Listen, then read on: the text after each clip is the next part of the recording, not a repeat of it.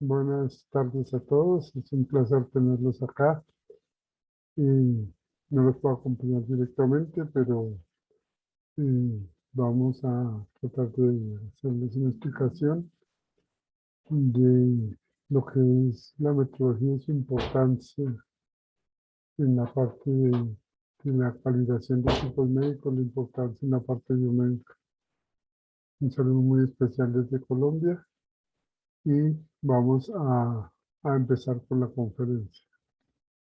Entonces, yo he titulado esta conferencia La innovación de la metodología biomédica aplicada al control de calidad de equipos médicos. ¿Y por qué hablo de innovación? Porque la metodología, a pesar de ser una ciencia que lleva muchísimos años en la humanidad, la aplicación a la parte biomédica y específicamente como ciencia en la metodología biomédica ha sido reciente. Sin más preámbulos, me gusta empezar con esta frase que habla de que la metodología nos brinda la oportunidad de tener confianza de lo que hacemos está bien hecho. Una frase de los profesores Luis Enrique Arteaga Granados y Rosalía Aguilar Molina. ¿Qué nos dice? Nos dice que la metodología, que es la ciencia de las mediciones, es realmente una herramienta básica e imprescindible en en el control de calidad de lo que se hace. Y acá lo resumo muy bien cuando dice, nos brinda la oportunidad de tener confianza de que lo que hacemos está bien hecho. Realmente es una de las formas más eficientes que se ha inventado la humanidad para poder hacer un control de calidad efectivo, ¿sí?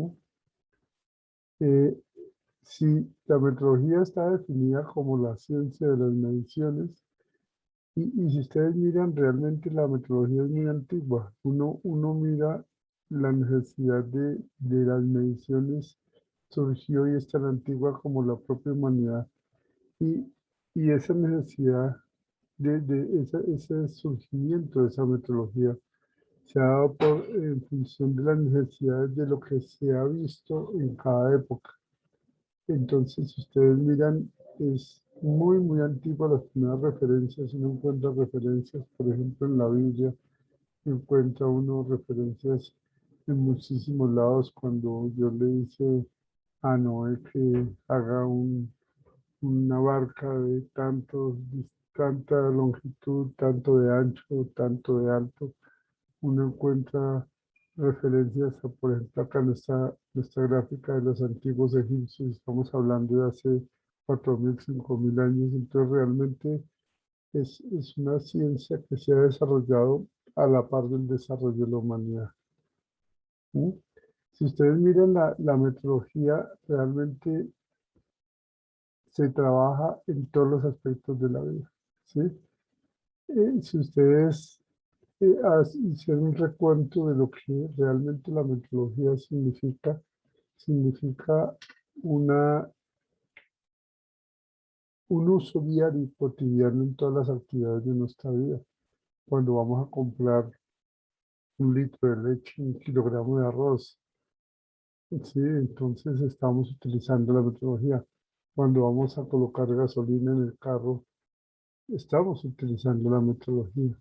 Cuando decimos la fecha en que estamos, la hora en que estamos utilizando la metodología. Y cuando uno mira en todos los campos de investigación como el desarrollo, la fabricación industrial, la medicina, las telecomunicaciones, el comercio, en absolutamente todo está involucrado en las mediciones y está involucrada la metodología como una ciencia que toca todas las actividades humanas, y ahí su importancia. Eh, el profesor Carlos Enrique Granados hace una frase que me parece espectacular y por eso la coloco acá, que habla de que el papel de la metodología en el progreso humano es invasivo, pero discreto, hasta el punto de que puede pasar tan desapercibido como la necesidad de un ambiente respirable para la inmensa mayoría de las especies vivientes. Entonces, a eso me refiero yo, que se vuelve tan cotidiano, se vuelve tan normal el uso de la metodología que no nos damos cuenta de que vivimos con ella. de que necesitamos de ella a cada paso. Entonces, por eso el profesor Granados nos habla de que es invasivo, o sea, es totalmente, está inmerso en el desarrollo propio, en el progreso de la humanidad, pero también que no nos damos cuenta, nos habla de la discreción. Entonces puede pasar totalmente desapercibido. Uno habla de los avances de la ciencia, o de los avances de la medicina, los viajes al espacio, de toda la tecnología, pero si no fuera por la meteorología, esto no sería posible. Imagínense un viaje al espacio sin tener unas mediciones adecuadas, es totalmente imposible. El primer viaje a la Luna que se hizo en el año 1969, donde tenían, el cohete iba y tenían que hacer un desacople de un módulo, voltearlo y volverlo a acoplar. Sin unas mediciones realmente buenas hubiera sido totalmente imposible. Entonces, esos son ejemplos de absolutamente todo, o sea, todos los cálculos, todos como debe ser la medición misma de las órbitas, de la distancia de la Tierra a la Luna, eso solo como por colocar un ejemplo.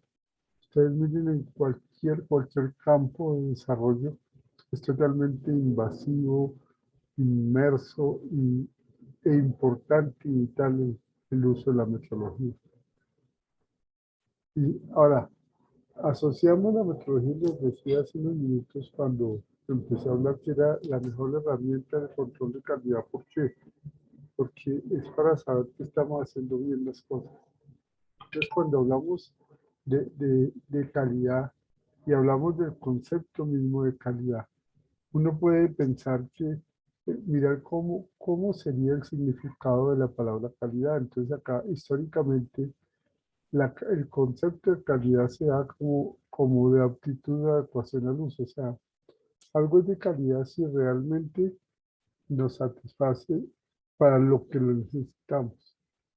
Si a mí me sirve para lo que necesito, bien sea un producto o un servicio, yo lo catalogo como de calidad, ¿sí? La pregunta es si eso no es muy subjetivo. Pues sí, no, porque a veces uno hace evaluaciones subjetivas, pero basadas en parámetros que, que son medibles, ¿sí?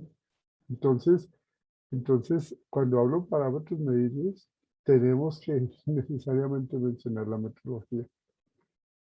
La Sociedad Americana para el Control de la Calidad define la calidad como el conjunto de características de un producto, proceso o servicio que le confiere su aptitud para satisfacer las necesidades del usuario o cliente. O sea, lo que les decía, si a mí me satisface ese producto o un servicio, yo lo catalogo como de calidad. Pero cuando uno empieza a mirar qué es asegurar la calidad, o sea, qué es asegurar que satisfaga las necesidades del cliente. Y si yo lo miro como cliente, ¿qué es asegurar que satisfaga mis necesidades? Entonces, uno cuando empieza a ofrecer productos o servicios, quiere asegurarse que realmente haya satisfacción de esas necesidades. ¿Y cómo lo hace? Con algo que se llama el aseguramiento de la calidad. O sea, asegurarme de que eso realmente ocurra. Entonces, para lograr de que eso ocurra, implicaría una planificación y vigilancia de cómo hacemos que se satisfagan las necesidades del cliente, ¿sí? Y eso se trabaja a nivel organizacional. Y ese objetivo del aseguramiento de calidad, ¿cuál es? Generar confianza en el cliente, pero también generar confianza dentro de la empresa, ¿sí? Si yo sé que estoy trabajando en algo que está generando confianza, a mí también me da confianza como trabajador. Entonces es algo que involucra todo el sistema, tanto la misma empresa como los clientes. Ahora, para asegurar la calidad, uno tiene que necesariamente recurrir a las mediciones. ¿Por qué? Porque los instrumentos que uno utiliza para asegurar esa calidad, ¿sí? Deben ser instrumentos que están acorde a las necesidades. Y eso se llama cuando uno tiene que comprobar eso y por el proceso que se llama la calibración, ¿sí? Entonces uno mira que esos instrumentos, cuando uno habla de un instrumento calibrado, es un instrumento que ha sufrido un proceso en el cual lo puedo observar y puedo decir si está cumpliendo, o si está entregando o midiendo lo que se necesita para asegurar que satisfaga las necesidades del cliente. Que entrega lo más deseado a lo ideal, porque nosotros no hacemos cosas perfectas, ¿sí? Entonces, la única forma de tener un control de calidad es, o sea, la calidad es controlarla y la única forma de controlarla es realizando mediciones. Entonces ahí volvemos otra vez a la definición misma de la metrología como ciencia de las mediciones. Entonces, por eso yo les habría esta pequeña charla con que la metrología es fundamental para poder controlar la calidad. Es la mejor herramienta que la humanidad se ha podido inventar, ¿no? Ahora, enfocándonos al área de nuestro interés, que es la parte de equipos biomédicos, ¿sí? ¿Cómo podríamos controlar la calidad de esos equipos biomédicos? ¿Sí? Entonces, y no solo la calidad de los equipos biomédicos, sino nosotros hablamos de los establecimientos sanitarios en general, ¿sí? ¿Cómo controlamos la calidad de esos establecimientos? Uno mira si el personal adecuado, las instalaciones, el conocimiento, pero después de todo eso también viene la parte de equipos, porque es que si ustedes miran, cuando uno habla de aseguramiento de la calidad en la parte de salud, ustedes miran buen personal con buena infraestructura, pero sin equipos no hacen mayor cosa. Y si ustedes miran solo infraestructura, tampoco hace nada. Entonces, eso es todo un complemento que se tiene entre personas, infraestructura y equipos bien organizados. Entonces, ese componente de equipos, ese control que debemos tener los equipos médicos se vuelve fundamental y es la parte que nos atañe a nosotros, como ingenieros dedicados al área de la salud. Entonces, ahí se vuelve fundamental el control de los equipos médicos, ¿sí? Para tener un servicio de salud de calidad. Recordemos que los equipos médicos se dividen en dos grandes grupos. Los equipos médicos de diagnóstico y los equipos médicos de tratamiento. Puede que haya una serie de subgrupos adicionales, pero básicamente lo que se utiliza en equipo médico es para o diagnosticar o tratar a un paciente. Todos los equipos son así.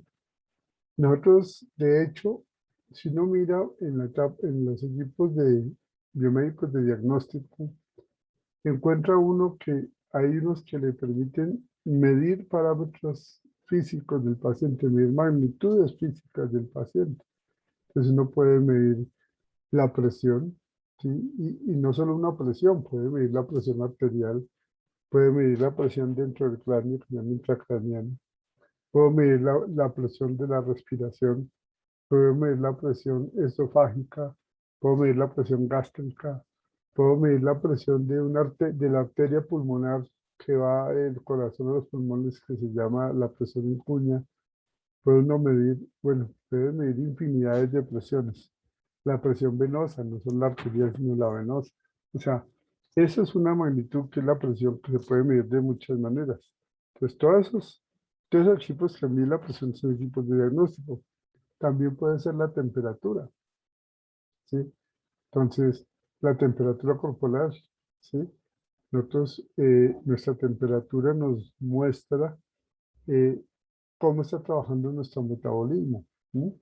Si nuestro metabolismo está acelerado o no está acelerado y si nuestros controles de regulación de temperatura son los adecuados. Entonces, otra forma es medir la temperatura y todo eso sirve para qué? Para diagnóstico. El peso, ¿sí? Nuestro peso, entonces es importante para el diagnóstico.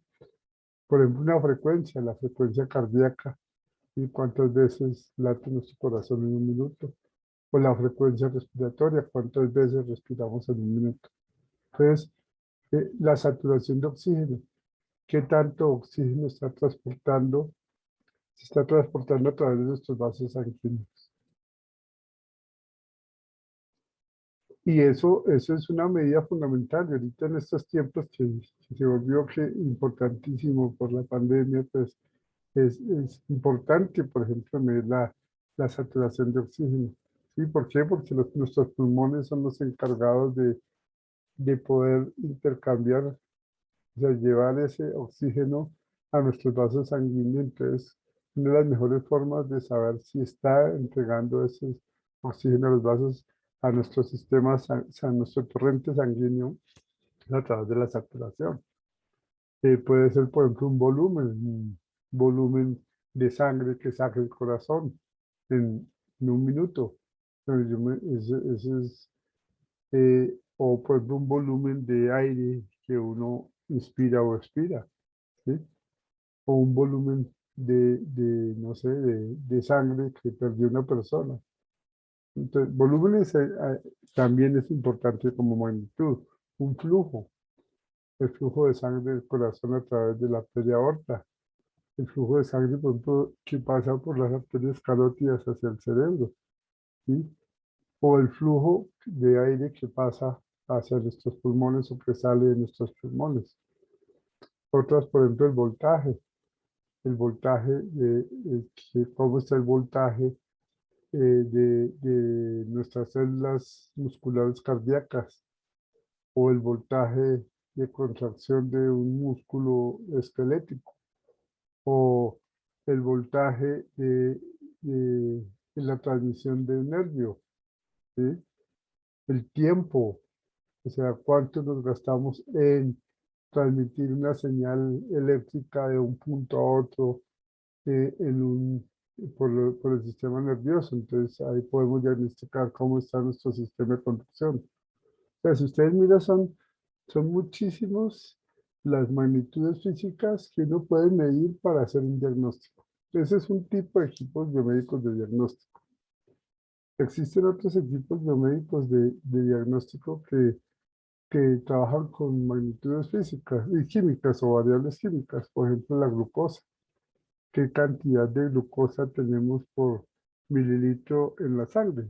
Entonces, eso nos puede indicar si una persona está con problemas de diabetes o no, o sea, si la insulina que está produciendo el páncreas es suficiente o no para poder metabolizar ese azúcar, ¿sí?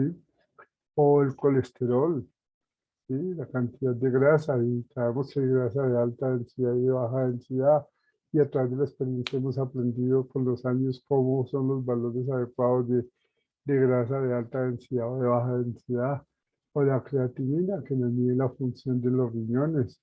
O podemos también tener un conteo de cantidad de elementos, como por ejemplo cuando nos hacen un examen de sangre nos cuentan la cantidad de leucocitos que hay por mililitro, o de hemoglobina o de plaquetas, ¿sí? Entonces, esa es otra forma de tipos de equipos de diagnóstico. Tenemos los que miden magnitudes físicas, otros que miden magnitudes químicas, otros que hacen conteo de elementos, y tenemos otros tipos de equipos médicos que son los llamados de imágenes diagnósticas, de equipos médicos de diagnóstico. Estas imágenes diagnósticas nos permiten visualizar estructuras internas sin necesidad de ser invasivo con el paciente. ¿Sí? Entonces, tenemos todos los equipos de rayos X, por ejemplo, desde un rayos X odontológico, un rayos X, una aplicación de rayos X en un tomógrafo, una aplicación de rayos X en un mamógrafo. ¿Sí? O tenemos otros como los equipos de resonancia magnética nuclear, que son las imágenes por resonancia que ponen a resonar los átomos de hidrógeno, ¿sí? A través de una excitación magnética. O tenemos equipos, por ejemplo, de ultrasonido, ¿sí? Que se utilizan el eco del sonido para que al devolverse formen imágenes. Entonces, todo este tipo de equipos que se llaman, un gran grupo que se llaman imágenes diagnósticas, nos permite visualizar estructuras internas para hacer un diagnóstico del paciente. Entonces, como vemos, hay muchos tipos de equipos de diagnóstico, pero la finalidad, ¿cuál es? Obtener datos ¿Para qué? Para hacer un diagnóstico de acuerdo a un esquema que tenemos de un ideal, ¿sí? Que lo hemos investigado a través de los años. Por otro lado, tenemos los equipos biomédicos de tratamiento, ¿sí? Y este equipo de biomédicos de tratamiento, ¿qué hacen? El profesional de la salud interactúa con el paciente a través de unas magnitudes físicas, ¿sí? Que entregan esos equipos. Entonces, ¿cuál es la idea? Que el médico tiene un diagnóstico, necesita ciertas magnitudes físicas interactuar con el paciente para poder recuperar el estado de salud, el estado óptimo de salud, ¿sí? Entonces, uno encuentra equipos, por ejemplo, como eh, este que tengo acá en la gráfica, que es un desfibrilador, ¿sí? Ese desfibrilador me permite a mí, el desfibrilador me permite a mí entregar una energía en un tiempo determinado, ¿cierto? ¿Para qué? Para lograr que el corazón se contraiga. Y cuando el corazón se contrae, pues puede volver a su ritmo normal. Entonces están entregando una energía con un tiempo, esa energía, pues se recuerda la ley de Ohm, ¿sí? Entonces uno habla de julios y habla de una energía que tiene parámetros envueltos muy importantes, ¿sí? Como es una potencia por unidad de tiempo y la potencia es voltaje por corriente. Entonces, esa energía tiene unas características de voltaje, de corriente, de tiempo. Entonces, uno mira que esa energía se entrega de una manera específica para que sea útil para el propósito para la cual lo necesita el médico para el tratamiento. Entonces, tiene que ser importante el valor que entrego en el tiempo que entrego, ¿sí? No es solo entregar, sino también, por entregar, sino tiene que tener unas características específicas. Entonces estamos viendo que los equipos de diagnóstico me permiten medir, obtener datos de magnitudes y los equipos de tratamiento me permiten al médico, al profesional de la salud interactuar con magnitudes. ¿Para qué? Para que puedan hacer el tratamiento que ellos tienen de acuerdo a lo que necesitan. Tenemos otros equipos de tratamiento, por ejemplo, en el caso de un ventilador mecánico, donde están entregando un volumen de aire, de oxígeno, o mezcla de oxígeno y aire, sí, pero también ese volumen que están entregando tiene unas magnitudes importantes, tiene que ser una presión específica, tiene que ser un flujo determinado, tiene que tener una frecuencia, ¿sí? Tiene que tener un tiempo de inspiración, un tiempo de expiración. O sea, también no es simplemente entregar un volumen de aire, sino tener ese volumen se entrega con las características específicas.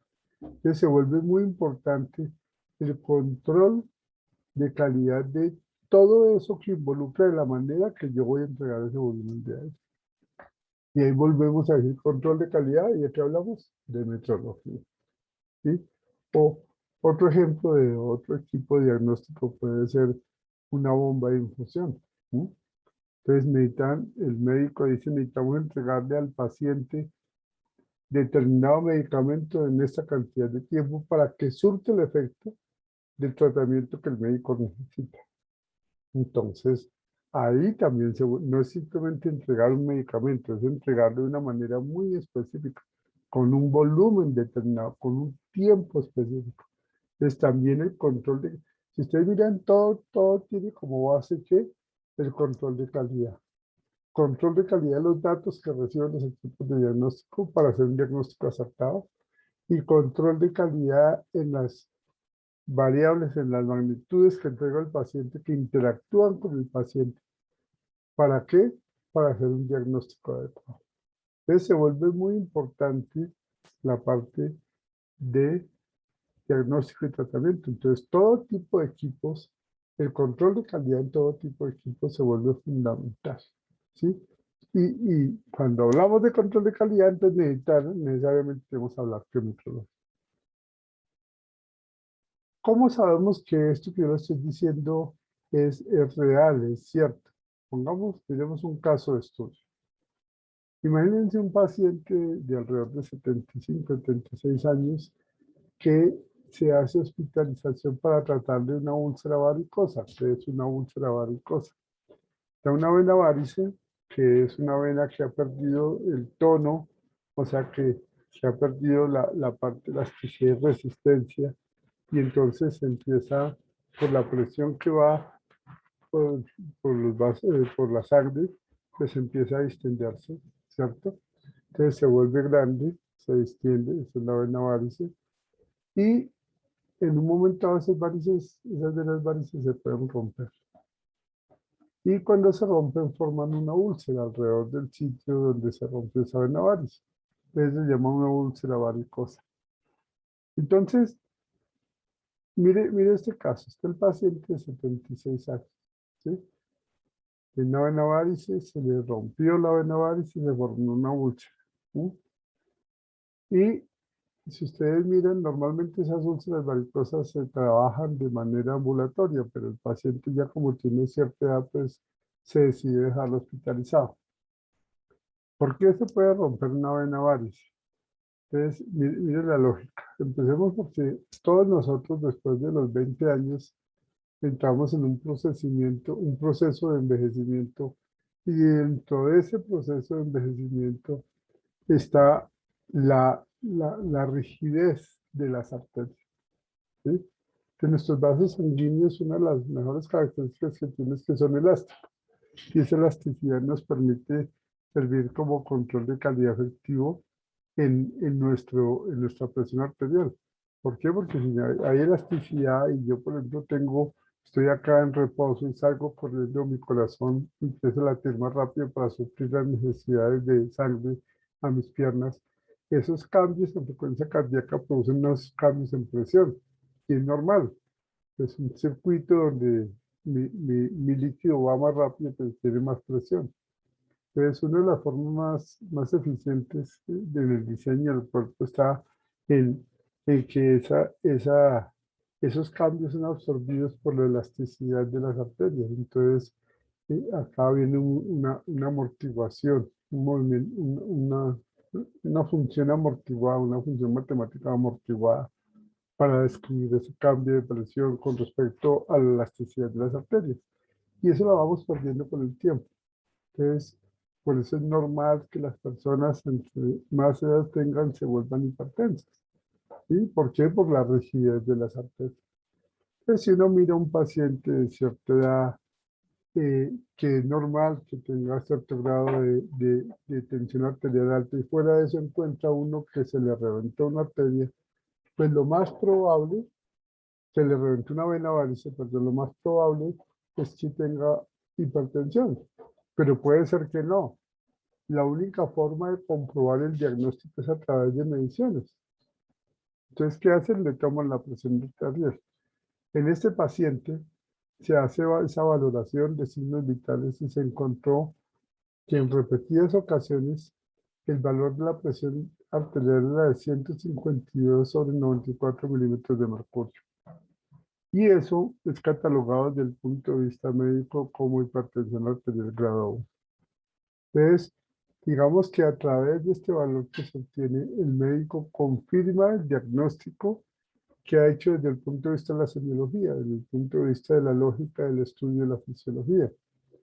Entonces dice, efectivamente lo que yo estaba pensando es cierto, entonces ¿qué hace? Le prescribe un antihipertensivo, o sea, un medicamento que lo que hace es bajar la presión arterial. Entonces, listo, el médico dice, listo, vamos a controlarle su presión arterial a este paciente mientras le hacemos la curación de su úlcera varicosa. Por eso prevenimos nuevos eventos en los que la hipertensión pueda producir otro tipo de daño, ¿no? Empiezan a suministrarle el medicamento al paciente. Al siguiente día el paciente se levanta a tomar una ducha, un baño, y cuando está en la ducha tiene una crisis de hipotensión, o sea, se le baja la presión arterial. Y al bajarse la presión arterial, pues se desvanece y se cae, se fractura el fémur, El fémur, al fracturarse, produce que se le vaya un pedacito de grasa por la vena femoral y va hasta el corazón, y el corazón pasa a la arteria pulmonar, se va a los pulmones y produce algo que se llama una embolia grasa. Y el paciente fallece. Entonces, la pregunta que uno se hace es, ¿por qué falleció el paciente? Y la respuesta, digamos, técnica sería por una embolia grasa. ¿Y por qué se produjo la embolia grasa? Pues por una caída, esa caída, por una fractura del fémur, ¿cierto? Que hizo que se desprendiera una pequeña cantidad de grasa. ¿Y por qué se partió el fémur? Porque se cayó la persona. Y acá estoy utilizando las técnicas de calidad para averiguar, para averiguar cuál es la causa raíz de todo. Se utiliza la técnica de los 5 porqués. Entonces, ¿por qué se murió? Porque le dio una embolia de grasa. ¿Por qué le dio una embolia de grasa? Porque se fracturó el fémur. ¿Por qué se fracturó el fémur? Porque se cayó. ¿Y por qué se cayó? ¿Sí? Entonces acá viene la pregunta, una de las preguntas fundamentales. ¿Por qué se le bajó la presión arterial? Y la siguiente pregunta es, ¿por qué se le bajó la presión arterial? Y entonces uno dice, ¿por qué? Porque al recetarle un antihipertensivo, se le bajó mucho la presión. ¿Y por qué se le bajó mucho la presión? Porque el paciente en realidad no estaba hipertenso. Si hubiera estado hipertenso, la presión se le vuelve normal.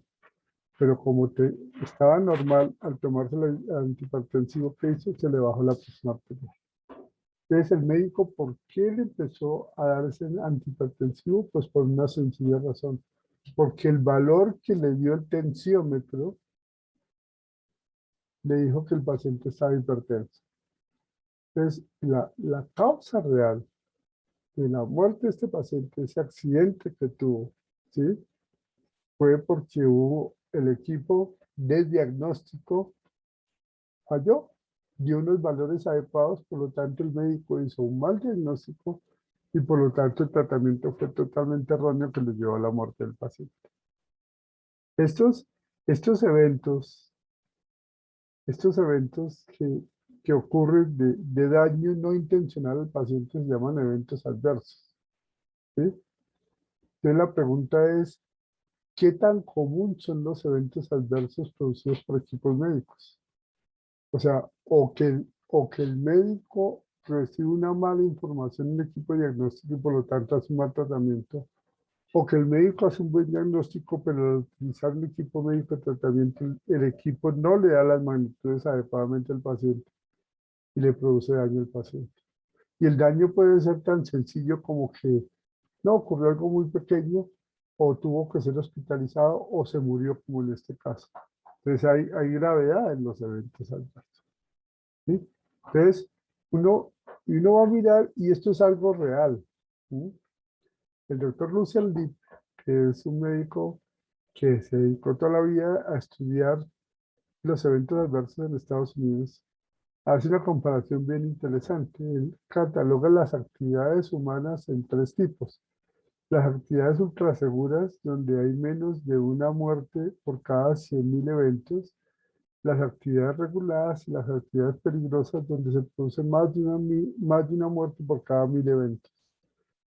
Entonces acá, por ejemplo, tenemos bungee jumping, eso que lo amarran en una cuerda elástica a los tobillos y lo lanzan por un puente. Pues a mí me parece peligrosísimo, y de hecho, de cada 100 personas que se lanzan allá, por lo menos 2 o 3 se mueren, ¿sí? Entonces es una actividad que es peligrosa porque tiene más de una muerte por cada 1.000 personas que se lanzan, ¿sí? Otra que tenemos acá es el montañismo. Ese es un poco más peligroso inclusive que el bungee jump, tiene más de una muerte. Pero si uno mira acá, más peligroso que lanzarse en un bungee jumping, más peligroso que subir una montaña está el cuidado de la salud. O sea, ¿qué quiere decir? Que por cada 1.000 pacientes que ingresan, más de uno se muere, y muchísimo más de uno se muere. Entonces, entonces dice el doctor Lucian, y de cuidado, que es más peligroso entrar en un hospital, y eso que solo estudió los de Estados Unidos. No estudió los de Colombia, ni los de Costa Rica, ni los de Perú, ni los de México, sino solo los de Estados Unidos. Decía, es más peligroso entrar en un hospital que lanzarse por un bungee jump. Es más peligroso entrar a un hospital que trabajar en una central nuclear, o montarse en un avión o ir en un tren, ¿sí? Que trabajar. O sea, sí, realmente es algo que es peligroso. ¿Por qué? Porque es riesgoso para la salud. ¿Y por qué se vuelve riesgoso? Por los eventos adversos, por ese daño no intencional al paciente, ¿sí? Entonces uno mira que eventos adversos puede ser porque se le suministró el medicamento que no era. Eso es un evento adverso. Otro evento adverso puede ser porque eh, una mala manipulación y se cayó el paciente porque no lo dejaron asegurado, ¿sí? Otro evento adverso puede ser por lo que falló el equipo médico o dio la lectura como que no era, como en este caso, que les acabo de nombrar. Y eso es algo muy real. Es tan real que acá tengo, por ejemplo, tengo acá una gráfica de eventos adversos en hospitales y no me está hablando de hospitales de San José, ni de Bogotá, ni de Ciudad de México, no estamos hablando de hospitales de Nueva York, de Australia, de Utah, de Londres, de Nueva Zelanda, de Canadá, de Dinamarca, y me habla del porcentaje de eventos adversos. Estamos hablando que en Nueva York tenemos un 5%, en Australia tenemos un 15%, y así, o sea, en promedio tenemos alrededor del 11% de eventos adversos, entre eventos adversos o sea, que no son tan perjudiciales hasta eventos adversos que causan la muerte. Pero entonces uno mira y de toda esa posibilidad que existe de eventos adversos, una contaminación con una bacteria es otro tipo de eventos adversos dentro de un hospital, ¿sí? Entonces, la pregunta es, ¿y los equipos médicos qué tanta incidencia tienen? Entonces, acá tengo, por ejemplo, eventos adversos reportados y remitidos a la FDA, que es la Food and Drug Administration, la agencia reguladora de alimentos y medicamentos de Estados Unidos, que es donde recoge toda la información de eventos adversos en Estados Unidos. Me habla de que hay ejemplos de marcapasos y desfibriladores, ¿cierto? Y me dice que el crecimiento de eventos adversos ha sido realmente grande, ¿sí? Ha sido realmente, si ustedes miran entre el 2008 y el 2011, es una gráfica exponencial, ¿sí? Entonces, obviamente uno dice, bueno, entre mayor cantidad de uso de equipos médicos o dispositivos médicos, pues mayor la probabilidad de que fallen. Y así es. Pero ¿dónde está nuestra labor como ingenieros? Pues prevenir que eso ocurra. No somos perfectos, no hacemos cosas infalibles, pero entre un mejor control de calidad tengamos, pues efectivamente vamos a tener menor probabilidad de unos eventos adversos producidos por equipos médicos. Acá tengo otros datos de una comparación entre el 2004 y el 2008 entre el crecimiento de eventos adversos debido a dispositivos médicos y el crecimiento de eventos adversos debido a medicamentos. Pues en 4 años, acá entre el crecimiento de eventos adversos en medicamentos estuvo del orden de una quinta parte, una cuarta parte, ¿sí? Pero el crecimiento de eventos adversos en esa misma cantidad de tiempo casi fue el triple. Entonces, si ustedes miran, hay muchísima más tendencia al crecimiento de eventos adversos por el uso de dispositivos médicos que por otro tipo de errores, digamos, comunes dentro de los eventos adversos que son los medicamentos. ¿Mm? Acá encuentro otros datos, que el aumento de los ingresos por dispositivos médicos conduce al aumento de informe de eventos adversos para los dispositivos médicos. ¿Qué quiere decir eso? Que entre más dispositivos médicos se vendan, pues más eventos adversos hay. Y acá hay una gráfica entre el 2013 y el 2012 que el aumento es totalmente exponencial. Y la relación entre venta de dispositivos médicos y eventos adversos de dispositivos médicos es proporcional. ¿Mm? Acá tengo otros de eventos adversos donde está el dispositivo al equipo, al dispositivo, debido al operador, a la infraestructura, etcétera, etcétera. Y vemos que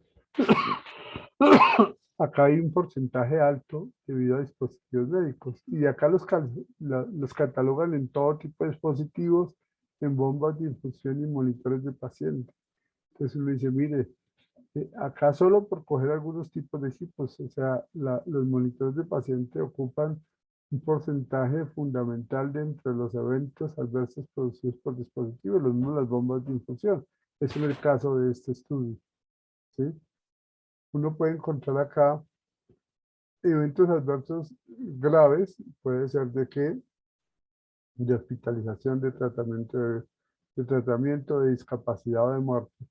Y puede uno ver cómo esos eventos adversos están relacionados con dispositivos médicos, ¿sí? Y si uno mira acá un análisis entre el 2001 y el 2009, el crecimiento de esos eventos adversos debido a dispositivos médicos ha sido grandísimo, ¿sí? Si uno, si uno mira, en promedio cada año va creciendo un 17%, ¿sí? Y de esto, mire cómo está la parte de muerte, cómo está la parte de discapacidad, cómo está la parte de tratamiento y cómo está la parte de hospitalización. O sea, todas van creciendo. Entonces, es un hecho real que los dispositivos médicos y los equipos médicos producen eventos adversos. En Colombia, donde estoy acá en Colombia, yo les cuento un poco del caso colombiano. La FDA colombiana, la Agencia Reguladora de Medicamentos y Alimentos, se llama el INVIMA, el Instituto de Vigilancia de Medicamentos y Alimentos. Entonces yo me puse a buscar estadísticas y me habla que en Colombia entre los años 2008 y 2011 se evidenció una tendencia en aumento de incidentes y eventos adversos debido a equipos y dispositivos médicos. Llegó el número en 3 años 4.237. ¿Sí? Yo les confieso algo que he encontrado en general en todos los países de Latinoamérica, que tenemos una predisposición a no reportar los eventos adversos por nuestra misma cultura, porque decimos, uy, vamos, no, no van a causar problema en mi trabajo, qué van a decir de mí, que cuando la idea de los reportes de eventos adversos es poder reunir información suficiente para hacer más seguros los equipos. O sea, pero es un problema cultural, ¿sí? Y lo he encontrado en general en todos los países de Latinoamérica, los países de África, algunos países del Medio Oriente. Pero cuando va y mira en Estados Unidos, en Europa, la cultura del reporte se vuelve muy importante porque saben que es para mejorar. Entonces, acá que encuentro yo que en nuestro país se reportaron 4.237 en 3 años, y yo digo, eso no es real. Eso no es real, ¿por qué? Porque hay un subregistro muy grande. De todas maneras, a pesar de todos esos registros, se encontraron 4.237 reportes, ¿sí? Y si uno mira, ¿sí? De los reportes de tecnovigilancia, el 74% corresponden a dispositivos médicos. Encontramos problemas con el electrodo, jeringas, catéteres. Y el 26% corresponde a equipos biomédicos. Encontramos bombas de infusión, nebulizadores, unidades para hemodiálisis, ¿sí? Entonces uno mira que sí, ocurre en todos lados. Tenemos problemas, ¿sí? Y ese 26%, mira, acá tengo algunos equipos bombas de infusión, humidificadores, infusores, sistemas de aerosolterapia, nebulizadores, sistemas de vitrectomía para lo que es cirugía de cataratas, unidades de hemodiálisis, sistemas de fracofragmentación. Esto es para cataratas, ¿cierto? Monitor de signos vitales, sistemas de succión. Entonces realmente es bastante, o sea, se presenta con todo tipo de equipos. Y acá es donde se vuelve importante y fundamental que el control de calidad de esos equipos. ¿Sí? Entonces uno encuentra acá que existen, por ejemplo, un monitor es un equipo de diagnóstico. Por ejemplo, un humidificador es un equipo de tratamiento. ¿Sí? Por ejemplo, una unidad de hemodiálisis es un equipo de tratamiento. Entonces encuentra uno equipos de diagnóstico y de tratamiento que tiene que mejorar su control de calidad. ¿Para qué? Para disminuir la probabilidad de esos eventos adversos. Pero me puse a investigar qué pasaba en Costa Rica. Y yo encontré, hay muy poca información sobre eventos adversos, casi inexistente. Lo único que encontré es la OSD, ¿sí? Donde hacemos parte Costa Rica y Colombia de esa OCDE, ¿sí? Nos habla de que sacó un informe sobre el 2017, ¿sí? De una revisión de sistemas de salud Y encontré en la página 81, dice que Costa Rica participó en un estudio regional de eventos adversos, registrando una porcentaje, una cantidad del 8,5% durante un periodo de vigilancia de 2 semanas en septiembre de 2007. ¿Sí? Entonces, reportes regulares de eventos adversos pues, se analizaron en el 2010 y un checklist de cirugía segura fue introducido en el mismo año. O sea, estamos hablando de algo muy reciente en cuanto a la institucionalización de cosas, pero estamos hablando de que no hay información. Y si en Colombia falta, ya también falta. Y en la mayoría de países de Latinoamérica es así. No hay información confiable sobre el reporte de eventos adversos. Acá volviendo, ¿sí? Acá dice estudios de la OCDE sobre el sistema de salud Costa Rica al hacer recomendaciones de febrero del 2017 en la página 45 me dice la seguridad del paciente no se aborda correctamente, la caja sí dispone de un sistema para monitorear, responder y prevenir las infecciones adquiridas en los hospitales, mas no existe un sistema nacional de monitoreo y aprendizaje para otros eventos adversos. O sea, no se sabe qué pasa con los equipos médicos. Entonces realmente vemos que hay un problema serio ahí. Hay un problema totalmente serio de lo que se puede hacer o, no se, o la información que tenemos es por la cultura que tenemos nosotros. Entonces, tenemos el problema, sabemos que existe. Así no tengamos datos confiables de qué es lo que está pasando en estos países, debemos trabajar por la seguridad del paciente, por el control de calidad de nuestros equipos médicos, porque el paciente puede ser yo, puede ser ustedes, puede ser su familia, que se vuelve fundamental. ¿Sí? Entonces, por eso hablo yo de un control de la calidad en equipos biomédicos. Entonces, para asegurar esa calidad, ¿sí? Los equipos deben estar controlados. ¿Y cuál es la primera y la más básica y importantísima? Es el mantenimiento. Pero el control de calidad sobre cómo está después de esos mantenimientos en su funcionamiento viene por la ciencia, la metodología y viene con la idea es que sea controlados a través de una calibración. ¿Sí? Entonces la mejor forma de controlarlas a través del proceso de calibración, la cual se usa desde hace varias décadas en la industria y la prestación de servicios en general, pero es algo realmente novedoso en la parte biomédica. ¿Mm? Nosotros ¿cuál es la idea? Que un equipo biomédico está controlado. Y acá hablamos de que está calibrado y cuando hablamos de calibración no es el concepto de ir y subir o bajar o hacerle un ajuste, sino es simplemente hacerle una medición y compararlo si sí está o midiendo o entregando lo que debe ser. ¿Sí? Cuando no hace una calibración no interviene el equipo. ¿Sí? Entonces, nos permite hacer un diagnóstico de cómo está ese equipo para poderlo intervenir o no, sin necesidad. Por eso se vuelve importante, porque la calibración es un proceso en el cual nosotros no intervenimos el equipo. Nosotros simplemente, haga de cuenta, le tomamos una foto, hacemos una auditoría del estado del equipo y entregamos un informe. Y basados en ese informe toca hacerle el análisis para saber si el equipo necesita que se intervenga o no se intervenga para dejarlo correcto. Y entonces, la idea de un equipo calibrado, o sea, que se le ha hecho ese control de calidad, es aquel que nos da una mayor certeza de lo que estamos midiendo o estamos entregando al paciente lo más aproximado a lo que necesita el médico, la medida para su diagnóstico o lo que se le quiere dar al paciente para su tratamiento. ¿Sí? Entonces, esa es la idea de ese control de calidad fundamental. ¿Para qué? Para prevenir eventos adversos. ¿Sí? Entonces, la pregunta que yo me hago acá es, y que se deben hacer el personal de salud, porque normalmente el personal de salud desconoce esto. Ellos piensan que los equipos están trabajando bien y probablemente no estén trabajando bien.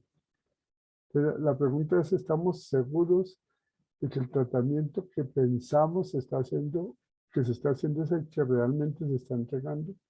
¿O estamos seguros de que el diagnóstico que estamos haciendo realmente es que estamos con los valores confiables?